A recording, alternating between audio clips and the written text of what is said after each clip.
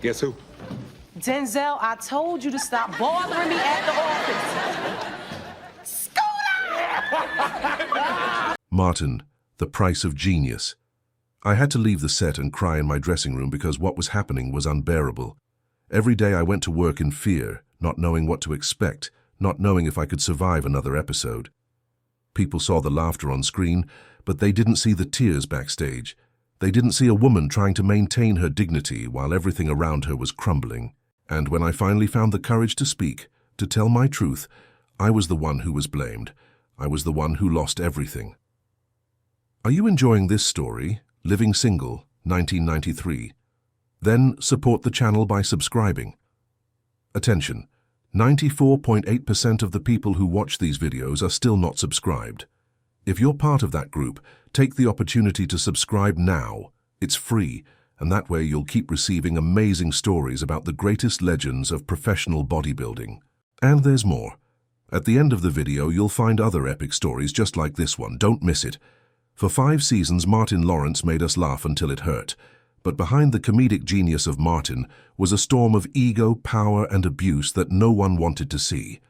The cast was living a nightmare disguised as a dream, facing behaviors that today would be immediately denounced, but at the time were swept under the rug in the name of profits and ratings.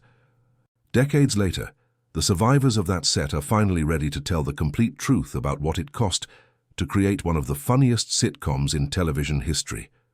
And the truth goes far beyond what anyone could imagine. In August 1992, Fox dropped a bomb on nighttime programming. Martin introduced the world to Martin Payne, a charismatic and hilarious radio DJ in Detroit, played by the explosive comedian Martin Lawrence. Living with him in his apartment was Gina Waters, his smart and sophisticated girlfriend, played by the talented Tisha Campbell. Martin's best friend was Cole Brown, the naive and adorable record store employee played by Carl Anthony Payne II. There was also Tommy Strawn, the mysterious friend whose job no one ever figured out, played by Thomas Michael Ford, and completing the group was Pam James, Gina's best friend, who had a hilarious love-hate relationship with Martin, played by Tichina Arnold. Together they created chemistry that was pure television magic. The show was different from anything on TV. Martin Lawrence wasn't just the star, he was a comedic chameleon who played multiple characters. The grumpy father Jerome, Martin's mother Edna Payne, the annoying neighbor Brewman, the bully Roscoe, the feminist Shanae Jenkins, and so many others. Each character was more memorable than the last, each performance more absurd and brilliant. Audiences loved it. The ratings numbers climbed consistently. Fox had struck gold, but from the beginning there were signs of trouble that were ignored. What few knew is that Martin Lawrence was carrying a creative weight that few actors have ever experienced. He wasn't just the star, he wrote many episodes, participated in all creative decisions, played 5 or 6 different characters per episode, and was on set practically all day, every day. It was humanly impossible to maintain that pace without consequences. And the consequences would come devastatingly. The show started with pure energy and genuine camaraderie. Tisha Campbell remembered years later that in the beginning, everything was light and fun. Martin was generous, collaborative, open to ideas. They laughed together between takes, improvised, created magical moments. Carl Anthony Payne II described the first months as some of the happiest of his professional life, where he felt he was part of something special, something that would make history. Thomas Michael Ford, who was the oldest and most experienced member of the cast, served as an unofficial father figure, keeping everyone grounded and reminding them to appreciate every moment. Tichina Arnold brought her own fierce energy and comedic talent that rivaled Martin's, creating the Martin and Pam dynamic that became one of the most iconic on 90s TV. There were also behind-the-scenes details that added layers of authenticity to the show. The chemistry between Martin and Gina was so convincing because Tisha Campbell really admired and respected Martin Lawrence as an artist in the beginning. She had grown up watching his stand-up specials and was excited to work with him. The scripts frequently incorporated real experiences from Martin Lawrence's own upbringing in Detroit, giving the show a sense of truth beneath all the absurd comedy. Martin's iconic apartment, with its tacky decor and that unforgettable red couch, was designed to reflect exactly what a young radio DJ's apartment trying to impress, but without much money, would look like. Every detail was thought out, and audiences felt that authenticity. Martin quickly became a cultural phenomenon. Phrases from the show entered popular vocabulary. Kids imitated Brahman on the playground. Damn Gina became one of the most repeated phrases of the decade. The show wasn't just making people laugh, it was shaping culture. But as success grew, something started to change. Martin Lawrence was becoming a superstar, and with that fame came pressure, ego, and eventually behavior that would cross all acceptable lines. In the second season, the first cracks began to appear.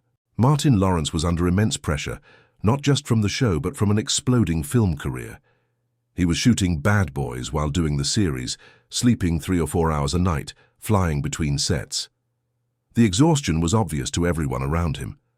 But instead of stopping or asking for help, Lawrence began to externalize his pressure in increasingly erratic behaviors on set.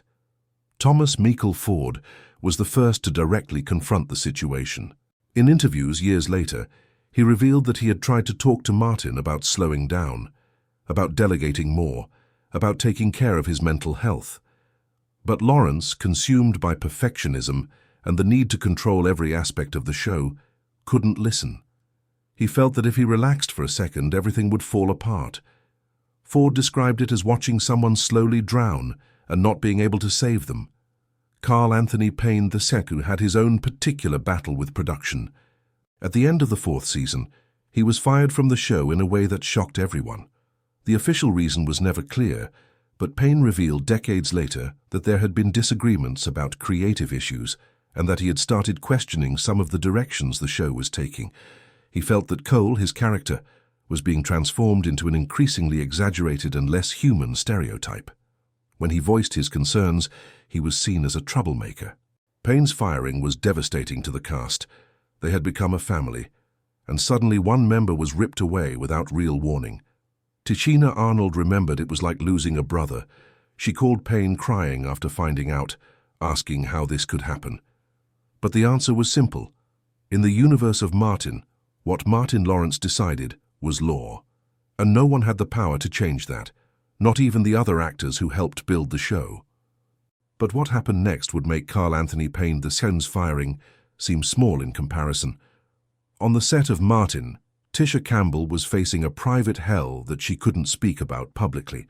Martin Lawrence's behavior toward her had become increasingly inappropriate, more aggressive, more impossible to bear. Campbell tried to handle it internally, talked to producers, tried to set boundaries, but nothing changed. The show was a money-making machine, and no one wanted to stop that machine, no matter the human cost. In January 1997, during the filming of the 5th season, Tisha Campbell made the bravest and most costly decision of her life. She filed a sexual harassment lawsuit against Martin Lawrence and the production. The lawsuit alleged that Lawrence had made repeated and unsolicited sexual comments, had behaved in physically intimidating ways, and had created a hostile work environment. Campbell stopped appearing on set. She refused to return until the situation was resolved. It was a bomb that exploded in the media and destroyed any illusion that Martin was just a light and fun comedy. Suddenly, the curtains were pulled back and everyone could see what was really happening backstage. The response from the industry and the public was divided in ways that reflect how different 1997 was from today. Many fans attacked Campbell, accusing her of being dramatic, of trying to destroy the show, of being jealous of Martin's success. She received death threats. Her career immediately suffered. Meanwhile, Martin Lawrence continued to be defended by many as just a comedian who sometimes went too far, a genius who shouldn't be judged by the same standards as other people. This difference in treatment devastated Campbell. She had spoken her truth, had taken a stand, and was being punished for it while the person who had hurt her continued to be celebrated. The case was settled out of court. The details of the settlement were never made public, but it included a confidentiality clause that prevented Campbell from speaking specifically about what had happened. What is public is that the settlement allowed the 5th season to be completed, but with one non-negotiable condition. Tisha Campbell and Martin Lawrence could never be on the same set at the same time. Are you enjoying this story, Living Single, 1993? Then support the channel by subscribing. Attention, 94.8% of the people who watch these videos are still not subscribed. If you're part of that group, take the opportunity to subscribe now. It's free, and that way you'll keep receiving amazing stories about the greatest legends of professional bodybuilding. And there's more. At the end of the video, you'll find other epic stories just like this one. Don't miss it. The final episodes of Martin were filmed in a way that seems impossible when you think about it. Tisha Campbell filmed her scenes separately from Martin Lawrence. They were never in the same room. Every scene that appeared to show Martin and Gina together was created through clever editing, body doubles and filming techniques that made it look like they were interacting when in reality they never were. It was an elaborate charade to maintain the illusion that everything was fine, while backstage the show was completely broken. Tichina Arnold described that period as surreal and sad. She was watching something she loved, something she had helped build, die slowly in a painful and unnecessary way. She kept in close contact with Tisha, supporting her during what was clearly one of the most difficult periods of her life. Thomas Michael Ford tried to serve as a mediator, as the voice of reason, but even he recognized that the situation was beyond repair. The last episode of Martin aired in May 1997. On the show, Martin proposed to Gina and the two prepared for their future together.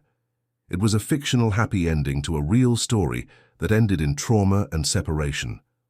When the cameras stopped rolling, there was no full cast wrap party.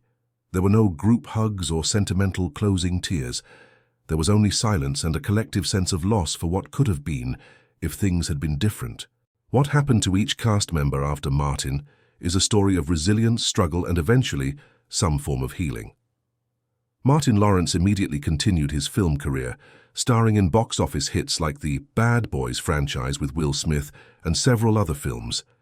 He became one of Hollywood's highest-paid movie stars, but his personal life was chaotic. He had public episodes that suggested serious struggles with mental health, including an infamous 1996 incident where he was found running in the middle of a Los Angeles freeway carrying a gun.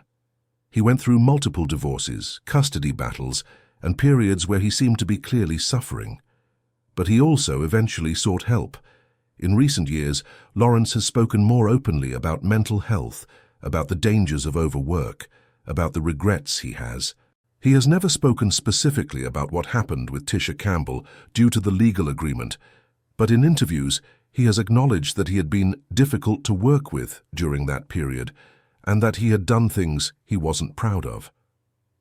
Tisha Campbell faced much harder years. Immediately after the end of Martin, her career practically stopped. The lawsuit had marked her in the industry as difficult or problematic, labels that are often stuck on women who speak about abuse. She struggled financially, had to take small roles, and spent years essentially blacklisted from many larger projects. But Campbell never stopped working. She eventually found success again on the series My Wife and Kids with Damon Wayans, where she played the loving matriarch Janet Kyle for 5 seasons. She continued acting in films, TV shows, and theatre. More importantly, she became a quiet advocate for other women in the industry facing harassment, offering support and advice based on her own painful experience. Tichina Arnold proved to be an unstoppable force. After Martin, she built an impressive career playing strong and funny characters in multiple successful shows. She starred in Everybody Hates Chris as the determined mother Rochelle, a role that earned her multiple Emmy nominations. She starred in Survivor's Remorse and had recurring roles in numerous other shows. Arnold maintained close friendships with both Tisha Campbell and Martin Lawrence separately, navigating an impossible situation with grace. She frequently spoke about how Martin changed her life and gave her a platform, but was also honest about how painful it was to see the show end the way it did. Thomas Michael Ford continued working consistently in television and film after Martin. He appeared in The Parkers, Harlem Heights, and multiple other projects. He was known as a man of character who treated everyone with respect and dignity. Tragically, Ford passed away in 2016 at age 52 from complications of an abdominal aneurysm. His funeral brought together many of the Martin cast members, including both Tisha Campbell and Martin Lawrence, marking one of the few times since the show's end that they were in the same place. It was a touching reminder that, despite everything that had happened, there was still love and shared history between them. Carl Anthony Payne II, after his firing from Martin, struggled to find roles of the same caliber. He worked consistently, but on smaller projects, never recapturing the level of fame he had as Cole. He remained bitter about how he was treated for years, but eventually found peace focusing on his family, his theatre work, and mentoring young actors. He frequently speaks at universities and community events about his experience, warning young artists about the dangers of not having creative control and about the importance of defending their characters. The real healing between Martin Lawrence and Tisha Campbell took more than 2 decades. For years they didn't speak, didn't interact, and actively avoided each other at industry events. But time, therapy, and perspective eventually opened a door to reconciliation. In 2020, during the height of the COVID-19 pandemic, something extraordinary happened. Martin Lawrence and Tisha Campbell did an Instagram Live together, reuniting publicly for the first time since the traumatic end of Martin. It was supposed to be a light and nostalgic reunion, but it quickly became much deeper. Millions of fans watched live as they laughed, reminisced, and carefully navigated around the elephant in the room. Tisha's body language showed tension, but also a willingness to try to heal. Martin was visibly more mature, more aware, more humble. He didn't explicitly apologize on the live broadcast, probably due to ongoing legal restrictions, but his energy was one of regret and respect. After that live, Tisha Campbell posted a message on her social media that shocked many. She wrote about forgiveness, about growth, about recognizing that people can change. She made it clear that forgiving didn't mean forgetting or saying what happened was okay, but it meant freeing herself from the weight of hatred. It was a powerful message from a woman who had been deeply hurt, but who chose not to let that wound define the rest of her life. Since then, there have been discussions about a possible Martin reunion or reboot. Tisha Campbell has made it clear in interviews that she would be open to participating under certain conditions, particularly that there would be adequate protocols on set and that she would have a voice in creative decisions. It's a level of transparency and boundary setting that didn't exist in the 90s. The story of Martin isn't just about a funny sitcom that ended badly. It's about the cost of genius when it's not tempered with responsibility. It's about how the entertainment industry in the 90s protected male stars at the expense of the women around them. It's about how unchecked power can destroy even the most brilliant creations. But it's also a story about survival, about women finding their voices even when the world tries to silence them, about men eventually facing their own failures and trying to grow. It's about how healing is possible, even when it seems impossible. When people watch Martin today on streaming, they see one of the funniest shows ever made. And it is funny, genuinely, brilliantly funny. Martin Lawrence was a comedic genius, and all the cast chemistry was real. But now we know the cost of that comedy. We know the tears behind the laughter. We know the woman who was sacrificed on the altar of entertainment, and we know the long journey back to some form of peace. The true legacy of Martin isn't just the episodes or the catchphrases or the memorable characters. It's the lesson that talent never justifies abuse. That success built on the suffering of others is never true success. Are you enjoying this story? Living Single 1993? Then support the channel by subscribing. Attention! 94.8% of the people who watch these videos are still not subscribed. If you're part of that group, take the opportunity to subscribe now. It's free, and that way you'll keep receiving amazing stories about the greatest legends of professional bodybuilding. And there's more. At the end of the video, you'll find other epic stories just like this one. Don't miss it. That telling your truth always has a price, but silence has an even higher price.